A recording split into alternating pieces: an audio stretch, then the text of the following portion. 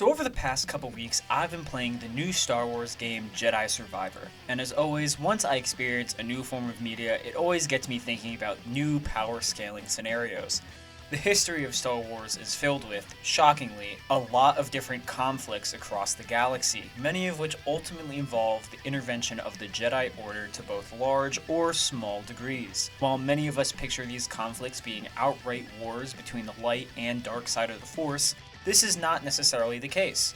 So, what if, among one of the millions of planets and races that exist across the galaxy far, far away, one of them was planet Vegeta, inhabited by the Saiyan race, as they were before they were wiped out by Frieza? Would the Jedi Order be powerful enough to suppress the Saiyans in their attempts to conquer other worlds? Or would the pure power of the Saiyan race allow them to become an unstoppable force in the galaxy? Let's find out. As always, if you like this kind of stuff, make sure to like and subscribe. But with that out of the way, let's jump right in. For both of these forces, we'll be first determining how many fighting members there are on each side, before measuring the strength of the average and strongest fighters to properly compare both, before finally comparing relevant hacks in the analysis. To begin, we'll start by looking at the Saiyan race. And for the sake of being as comprehensive as possible and not causing any confusion, we'll be integrating both information from the Z era and Super era for both animation and manga to create a comprehensive overview of the Saiyan race and their abilities. Firstly, as surprising as it may seem, despite being known as a warlike race, the amount of actually powerful Saiyans on planet Vegeta at its peak is probably way less than you think.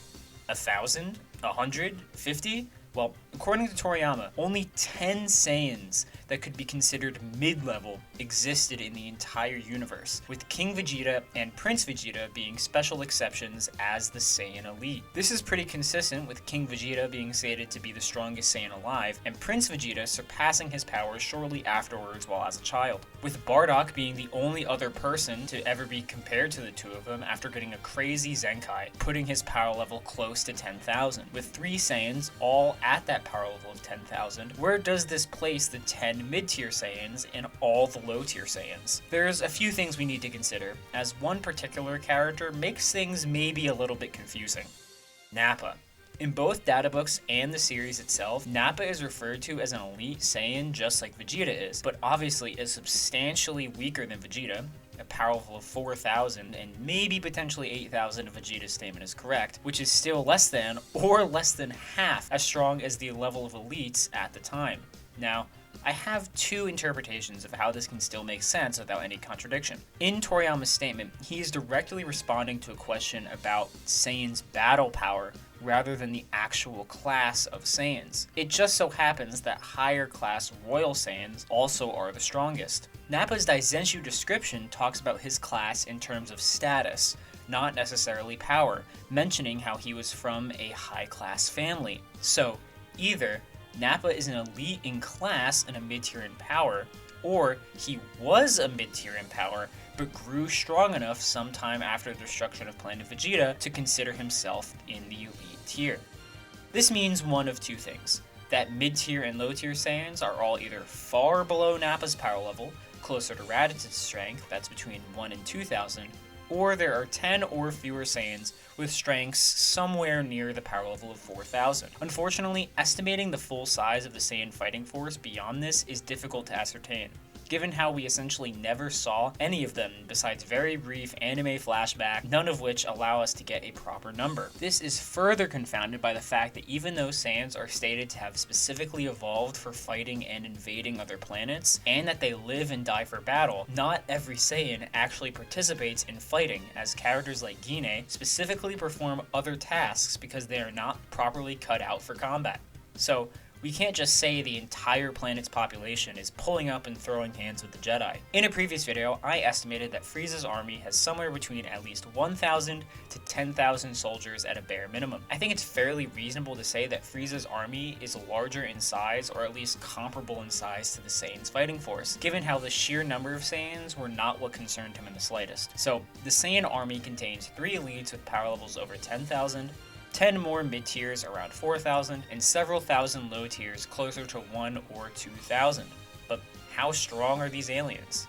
The best feat conducted by a Saiyan at this point in the series is obviously by King Vegeta, as he's seen destroying 3 planets in a single attack, which has been calculated to be either large planetary or dwarf star level in power. This is consistent with statements of 10,000 being planet busting level in Dragon Ball guides like El Manga Legendario. From this, we can scale down the strength of every other Saiyan by just dividing off of King Vegeta's power.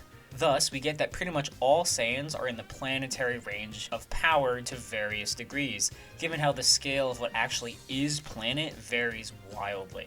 However, this level of power is not the limit of the Saiyan race, as they can transform into great apes, which multiplies their battle power by 10 times. Ironically, given the difference in scale of planetary bodies that I just mentioned, this wouldn't actually change their attack potency tier when it comes to strict terms. The elites might maybe reach the normal star level if you give them some extreme benefits of the doubt, but for the most part, reaching the power level of 100,000 or below is not enough to escape planet level or dwarf star level. Still, having the ability to suddenly grow 10 times stronger is nothing to ignore. As for speed scaling, every Saiyan should be vastly faster than the likes of Kid Goku, who is capable of dodging and reacting to laser beams multiple times. At a bare minimum, with how power levels scale linearly with speed, this would put the Saiyans at around 5 times to more than 350 times faster than light, when including Uzaru forms. And if you think the large size of the Uzaru does not limit speed in any way. Aside from this, some important things to note is that unlike many other races, Saiyans cannot survive in space, though they seem fine going significantly high into the atmosphere. Still, this means that most of the fighting is going to occur on the surface of a planet, which is actually how we see Saiyans invade in pretty much every instance of a flashback that we've seen.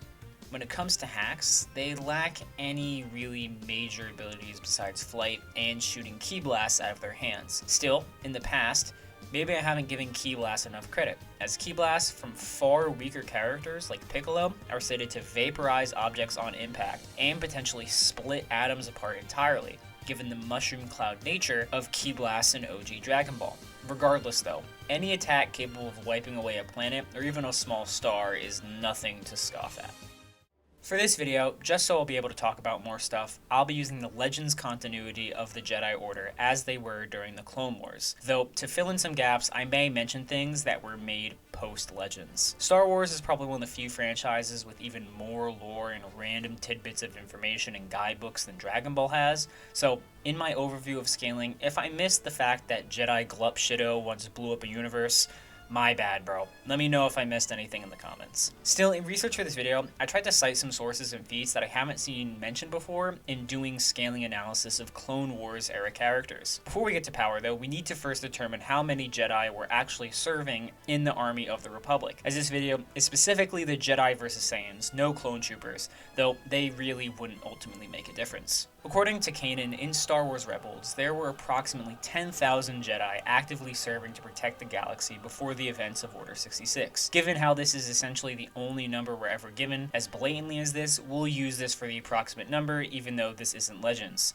Though, we're not sure if this is actually the Masters or Knights, or if it's all Jedi, including things like Padawans. Still, just like the Saiyans, pretty much all of these guys don't have major feats and statements, especially how they pretty much all get wiped out by clones by the time of Order 66. But how strong actually are these Jedi? For the Legends continuity, there are multiple different scaling metas for characters. The most conservative tier is actually scaling off of Jarl Poof, who while on the brink of death is able to nullify the power of the Infant of Sha, who is stated multiple times to be capable of destroying planets. Jarl should not be substantially above the likes of any other Master level Jedi. This should also scale at least in part to other Jedi Knights, as becoming a Jedi Master is not a measurement of power, but of wisdom and experience, with Anakin being an obvious example of this in practice. However, this level of power pales in comparison to the strength of the top tier Jedi of the era, namely Yoda, Mace Windu, and Anakin. Now, the ranking of strength between these three is insanely contentious, regardless of which continuity you use, as all of them either have feats or statements that call them the strongest or scale them above the other two. Regardless, all of them, due to these statements and feats, scale in some capacity to Emperor Palpatine. Palpatine, even by himself, is stated in Legends to be blatantly solar system level in power, his power shifting entire constellations, and that he's the strongest dark side user in history. which puts him above various Sith Lords and Jedi in past eras that have their own star and solar system level feats. Given how Yoda is called the strongest opponent the dark side has ever faced, that Windu overpowered this same Palpatine, and Anakin is stated to be stronger than both of them, it's pretty clear that they would be wielding these solar system levels of power or beyond in order to not just blatantly get one shot by Palpatine or something. However, aside from these three, I don't think any other Force users honestly and truly scale to this level of power. The most contentious might be Obi-Wan, but it's pretty clear that Anakin is conflicted during their fight, which, regardless of which continuity you're using, is an insane nerf to any Force user's power. However, if we want to really up the scaling of the verse, there is a myth told by the Jedi that tells the story of two beginner-level Force users clashing in battle and essentially destroying a planet and creating a star. Some Jedi believe this story to be true, meaning that they consider beginners doing these levels of feats on this scale to not be that unreasonable. But that is impossible to prove if it's actually true, and again, is more of an outlier than anything else. As for speed, to significantly affect stars and solar systems in any sort of short time frame to the degree that the top tiers are, would automatically justify massively faster than light speeds. Even the average Jedi can react to flying at near light speed and react to laser fire, which would be bare minimum relativistic regardless of what continuity you're talking about. As for hacks, abilities that the Force provides have so many different unique offensive and defensive boons that it would double this video's length if I talked about it all. However, to quickly summarize, the degree of power of the Force is so strong that to simply open a Force holocron requires the Force to be used at a subatomic level, meaning that pretty much any competent Jedi is capable of manipulating matter at that subatomic level for lifting things, pushing things, amping themselves, and producing various other Force attacks. With all that out of the way, who wins this? For this scenario, I don't think it matters which side actually invades which. The Saiyans literally didn't protect themselves when Frieza chucked a small sun at them, and Coruscant's air defenses are pretty trash given how they couldn't repel a separatist fleet that easily. Thus, in either scenario, both armies are probably going to be able to land on the other side's main planet. When it comes to the average Jedi versus the average Saiyan and the size of the respective armies, it's actually insanely close. Both of them are around planet levels in power and are some degree faster than light, though arguably the low-class and mid-class Saiyans would have a slight advantage. However, the Jedi have substantial amounts of hacks to their advantage, giving them precognition to make up for potentially lacking speed, the ability to heal if they do take damage, and being able to attack the Saiyans with Force techniques that the Saiyans would not be able to see. Arguably, these forces would honestly be at a bit of a stalemate given how close they are in tier, until you bring in the top tiers. While King Vegeta, Vegeta, and Bardock are all mighty strong, the gap in power between them and the top tier Jedi is simply insurmountable. A Force push or a lightsaber swing from any of these big three is tearing through literally any Saiyan, regardless of if they are transformed into Great Ape or not. And so, based on this analysis, the Jedi would win. If you made it this far, thank you so much for watching, and make sure to let me know how I was wrong in the comments down below. See ya!